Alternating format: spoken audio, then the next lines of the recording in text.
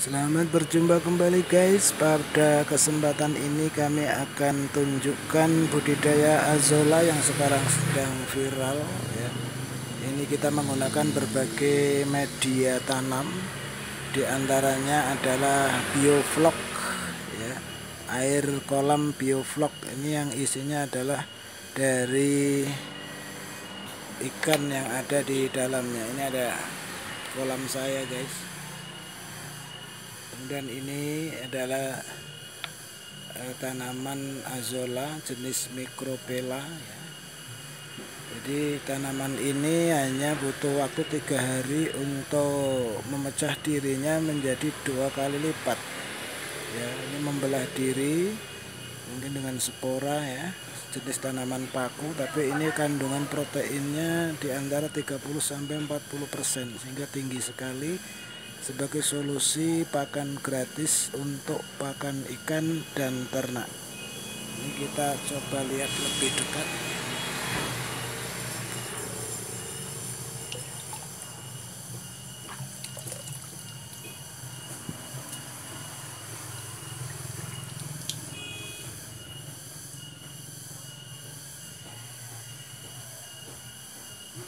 Ini jenis micropella ya, ini jadi banyak sekali ya, ini untuk pakan ikan ini ya. Ikannya sudah mulai kelihatan untuk memakan ya.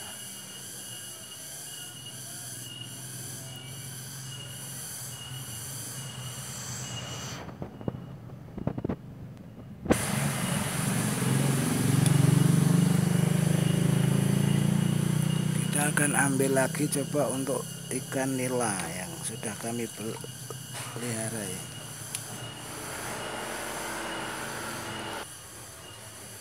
Nah, ini kolam ikan nila kecil-kecilan ini. Kita kasih makan. Apakah mau atau enggak?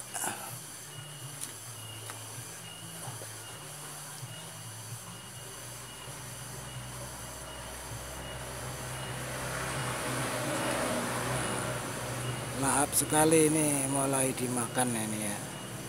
Jadi kami tanpa menggunakan pelet pabrikan, jadi herbal ya, hanya dengan azolla. Ini udah dimakan, ini lahap sekali, dan itu ikannya kelihatan dagingnya mempal guys, organik murni ya, tanpa ada pelet dan sebagainya. Nah, itu jenis komet sama ikan nila. Jadi yang memiliki ikan hias pun, supaya nanti airnya tidak begitu keruh ya, kita gunakan pakan azolla sebagai pakan alternatif guys. Dan nanti kita akan melihat bagaimana media-media lain yang kami terapkan ya guys ya.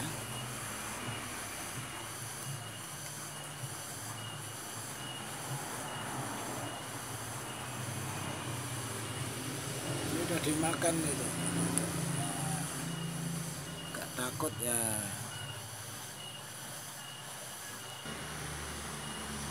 Nah, ini guys yang sudah kami sampaikan di awal tadi. Jadi budidaya dengan 3 media ini bisa kita lihat dan kita pelajari. Ini yang pertama menggunakan air kohi sapi atau fases kambing. Ini gatal ya.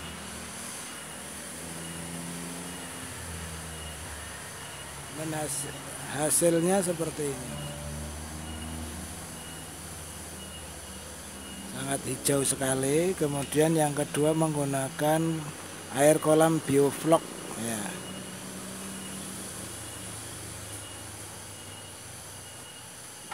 Ini warnanya agak ungu sedikit ini, karena sudah terbentuk ya proses nitrosomonas ini. Kandungan proteinnya bagus, dan ini hasilnya. Nah, Ternyata hampir sama yang menggunakan kohe sapi dan air kolam bioflok. Kemudian yang ketiga menggunakan hanya air prebiotik guys.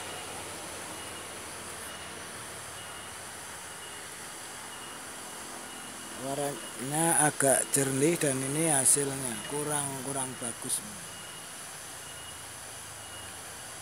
Harapannya nanti dipadukan dari tiga ini, kita padukan ya, antara air dari kohe sapi, air kolam bioflok dan prebiotik kalau bisa disatukan kalau ada.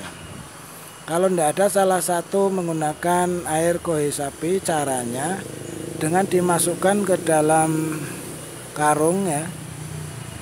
Apabila itu masih basah, yang penting kita kasih prebiotik untuk proses fermentasi. Kalau sudah kering itu cukup masukkan dalam karung, kemudian kita benamkan dalam air, dan airnya otomatis nanti kandungan nutrisinya sangat tinggi. Dan ini bagi pemula harapannya uji coba di tempayan atau ember-ember kecil, tujuannya supaya kita memahami dulu. Setelah itu kita masukkan ke kolam besar ini untuk pengembangan. Seperti kami pun mencoba demikian, dan ini masih banyak lagi ya seperti di bawah ini.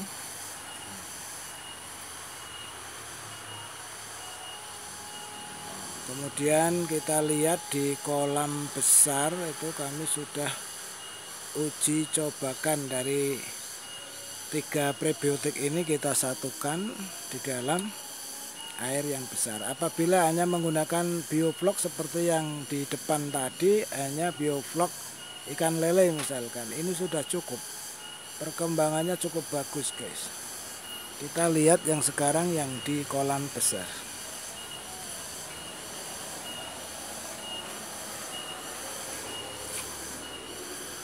Ini yang sudah di kolam besar 1 minggu ini udah penuh ini ya, udah penuh dan perkembangannya sangat cepat, hanya butuh waktu 3 hari itu perkembangan 2 kali lipat, berarti 24 kali 3 ya, 24 jam kali 3 berapa itu guys, 72 jam. Ini ada pengembangannya seperti itu, sehingga ada bibit 1 kilo menjadi 2 kilo, 5 kilo menjadi 10 kilo apabila lahannya luas, sehingga tidak perlu pakan tambahan sebenarnya, karena nutrisinya untuk yang di bawah ini adalah jenis lemna ya. Lemna ini kandungan proteinnya 40%, sementara yang tadi di depan agak besar-besar itu jenis micropela, kandungannya 30%, sehingga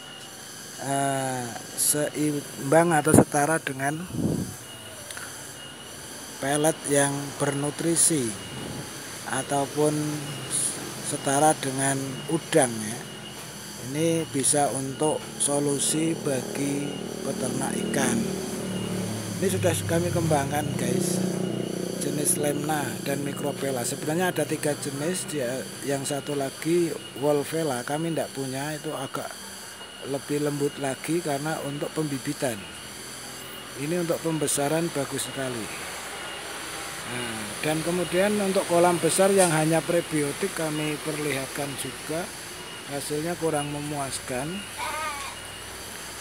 karena prebiotik ini tujuannya kan hanya untuk pengatur pH ya, sehingga mungkin bisa menggunakan bio-urin ditambahkan yang menggunakan prebiotik. Dan kami sarankan untuk pengembangan azolla ini, agar ada cahaya yang masuk itu akan lebih cepat perkembangannya. Artinya daunnya akan hijau ya, betul-betul hijau dan tebal, sehingga nanti akan menambah berat.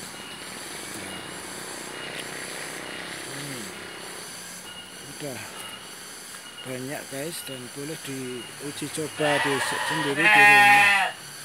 Dikembangkan menggunakan kolam terpal pun tidak apa-apa. Yang penting tujuan kita adalah bagaimana kita menghemat pakan ketika berternak ikan ataupun unggas ya.